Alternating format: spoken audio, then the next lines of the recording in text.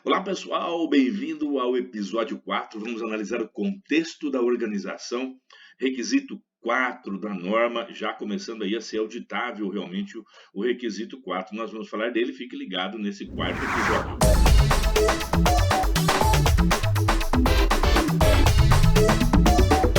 Muito bem, pessoal, estamos evoluindo e hoje nós vamos falar aí do quarto episódio, vamos falar aí do contexto da organização, que é o requisito 4 da norma, e vamos aprender um pouquinho como identificar esse contexto da organização.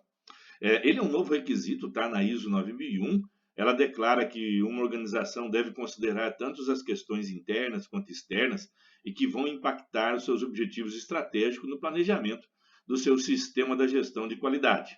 Claro que a cláusula 4, no contexto da organização, ela requer que a organização avalie a si mesma, né, e o seu contexto.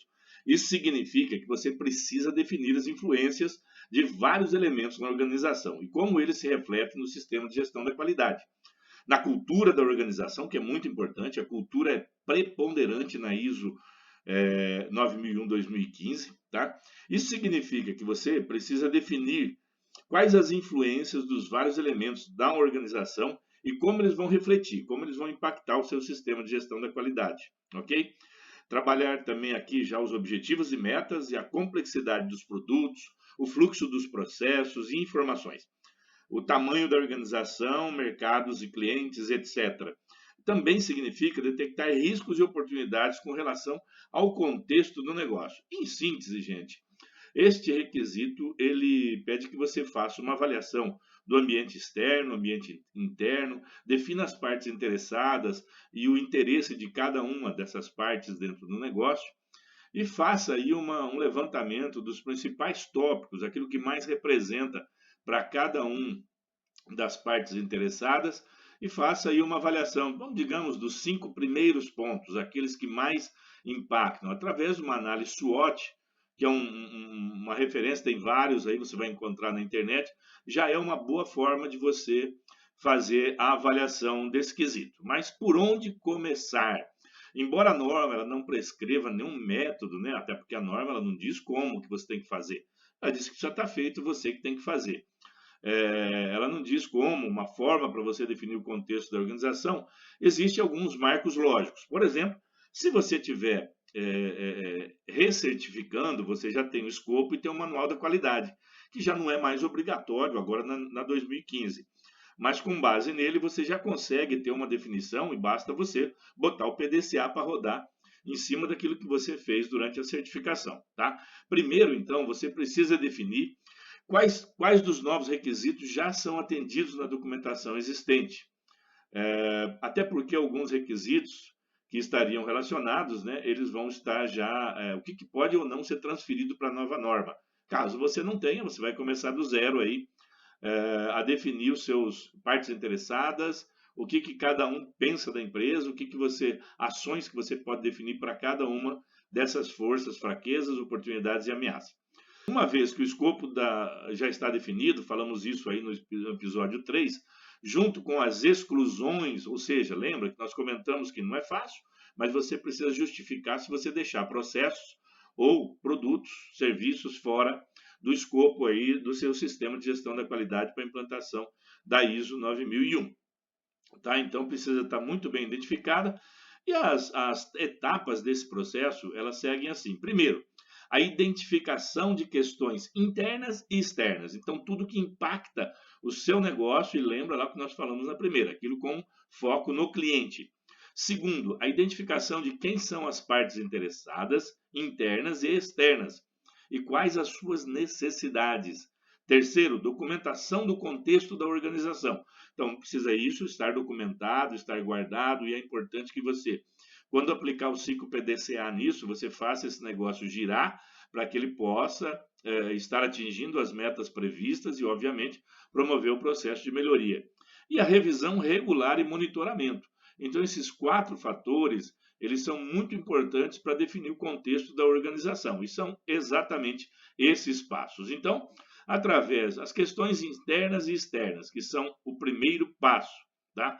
ela parece até muito geral, porque isso que há o risco, muitas vezes, de você pensar nisso de forma tão abrangente e deixar questões bastante importantes para trás, tá? Então, para atender este requisito, deve focar apenas em assuntos que podem afetar a satisfação do cliente e entrega do produto ou serviço. Para quem? Para todas as partes interessadas, de preferência. Tá? O contexto interno de uma organização é o ambiente no qual ela visa atingir seus objetivos. O contexto interno pode incluir a sua abordagem para a governança, as relações contratuais com clientes, as partes interessadas. Coisas que precisam ser consideradas são relacionadas culturas, crenças, valores e princípios dentro da organização, assim como a complexidade dos processos e a estrutura da organização.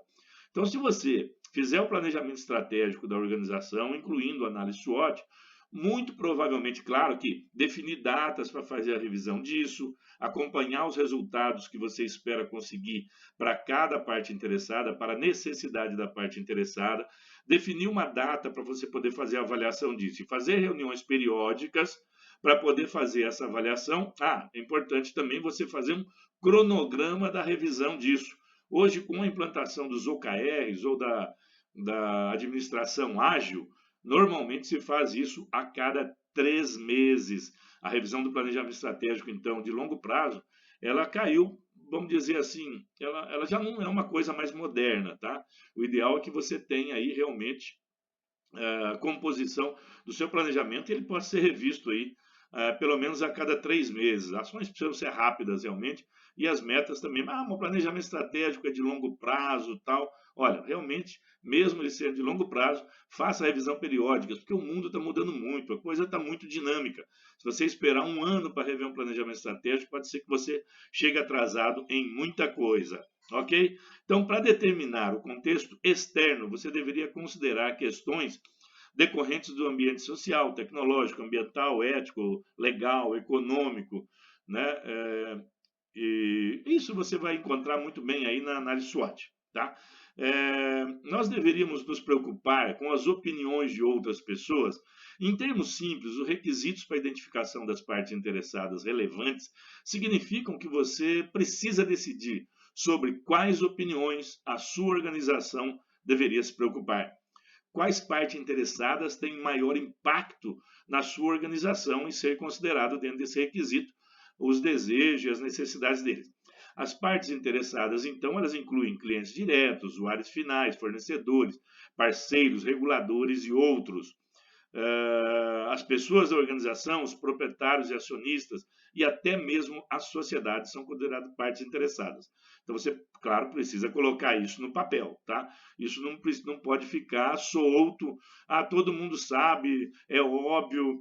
Uma vez que toda essa documentação seja coletada, ela precisa ser documentada. Então esse documento, além de ele precisar estar em execução, ele também precisa estar como parte documentada. Aliás, aqui no vídeo você vai ter o link da norma comentada, onde tem aí todos os procedimentos, formulários, indicadores editáveis aí para você poder cumprir os requisitos da ISO 9000-2015 no seu contexto, tá?